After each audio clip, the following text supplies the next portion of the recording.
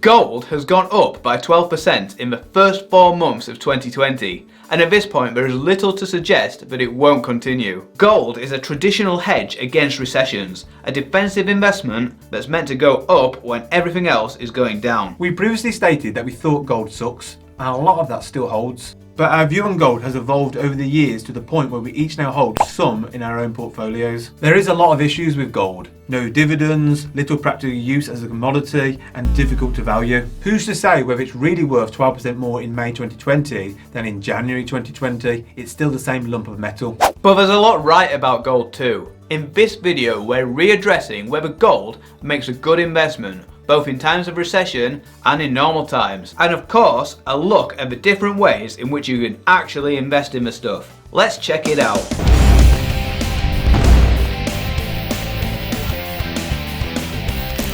Welcome to Unshackled.com, the investment and finance channel and website that sets you and your finances free. That was Andy and I'm Ben, and if you like what we say, hit the like button and click subscribe. The easiest way to begin tracking the price of gold is through the stock market. We have loads of awesome offers on our website for platforms that offer investments in gold, including free trade where you get a free share worth up to £200. So check out moneyunshackled.com. Gold is money incarnate. Okay, so why does anyone care about gold?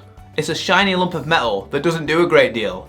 We think that when investors think about gold, what they're really thinking about is a graph, like this one of the last 5 years, climbing ever upwards, and don't give much thought to what they're buying beyond that. The reason why people have put so much value in gold over the last several millennia is that gold is money incarnate. Almost as far back as the start of civilization, gold was valued for its unique qualities that make it a perfect currency. Before electronic and paper money, there was gold. Gold is sufficiently rare as to be worth working for. Something like rocks and pebbles would be a rubbish currency as they can be obtained effortlessly. Gold can be cut and melted into equal portions, yet it's hard enough to last for thousands of years. And it can't be manufactured. Gold is money. Gold does well in recessions. Gold is traditionally seen as a natural hedge against recessions. Look what happened to the gold price during the last recession that started in 2008. That big peak in the middle is the recession. The smaller peak to the right is the start of the 2020 corona crisis. The best time to buy gold is probably just before a recession, but no one can predict exactly when that will be with any great accuracy. But gold doesn't only go up during recessions. Is it too late to jump on the bandwagon? Let's look again at that gold prices chart. We see a peak in the middle which represents the last recession.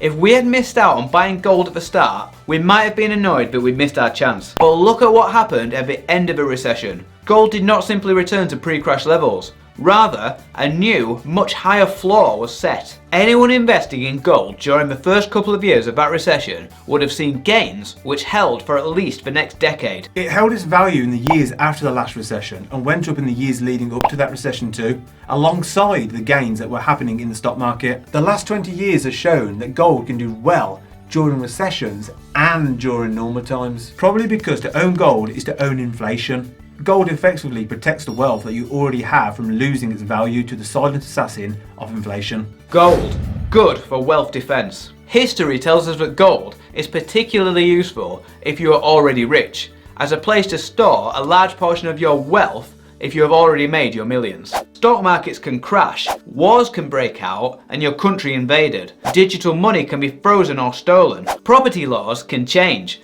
But the gold bars you have safely hidden away beneath the floorboards can't as easily be taken from you. If you're already rich, then it might make sense to hold gold in this way. So when the going gets tough, you'd have a reserve of physical money that keeps you wealthy. Of course, it costs a lot of money in storage, postage, and transport fees to hold gold physically. And we will look at ways that you can buy gold electronically through the stock market shortly. But paper gold does not protect you from catastrophe in the same way that actually physically holding it does. There's a saying that if you don't hold the gold, you don't own the gold. For those who don't yet have millions to defend, it doesn't make sense to hold a large portion of your wealth in gold. And perhaps a better way is to diversify across a large range of different asset types, of which gold can play a small part. First, you need to build your wealth. Then you can defend it. Other defensive assets. Gold works well as a defensive asset, but it's not the only one. Certain stocks can just be as effective, if not more so, at holding the line against recessions. Let's look at the current economic crisis. Does anyone think Tesco or Walmart will struggle? They sell food, and last we checked, everyone needs to eat. What about healthcare? Healthcare is a defensive sector.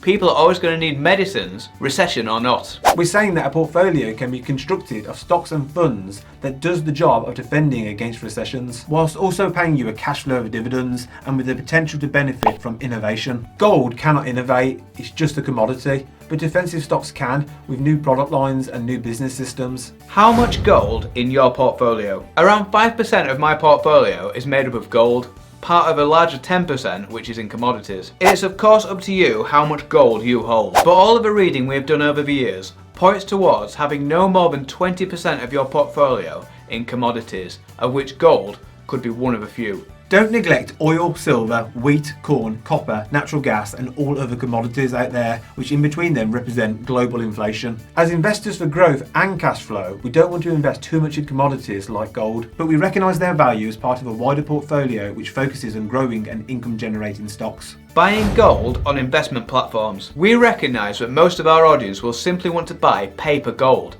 That is, invest in the gold price through a stock market investment platform. Physically buying gold through a dealer can be cumbersome, illiquid and high fee, but investing in the gold price through something like an ETC has never been cheaper. Our favourite way to invest in gold is through an ETC, exchange traded commodity, and our preferred one that is available in most places, including the free trading platforms like Freetrade, is the iShares Physical Gold ETC, which tracks the price of gold almost perfectly. They recently cut their ongoing charges fee for this ETC from 0.25% to 0.19% as part of the ongoing fee war, which saw competitors like Invesco also slash the cost of their gold ETCs in February this year to reflect the increasing demand for gold and the hotting up of competition among providers. One issue with ETCs like this one is that although it is priced in Great British pounds, its base currency is US dollars, so you are exposed to foreign currency exchange movements. A way around this is with a Great British Pound hedged ETC, like the Xtrackers Physical Gold GBP hedged ETC. This one is much more expensive in fees, with an ongoing charges figure of 0.69%,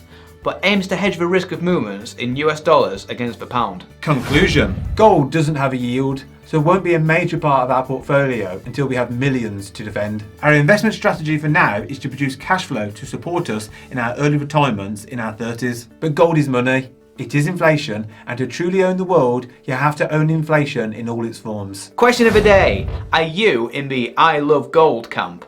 Let us know what you're buying in the comments below. Thanks for watching. On this channel we talk all about personal finance, investing and all things money. And if you want to see more great content, please click the subscribe button below. This is MoneyUnshackled.com. See you next time.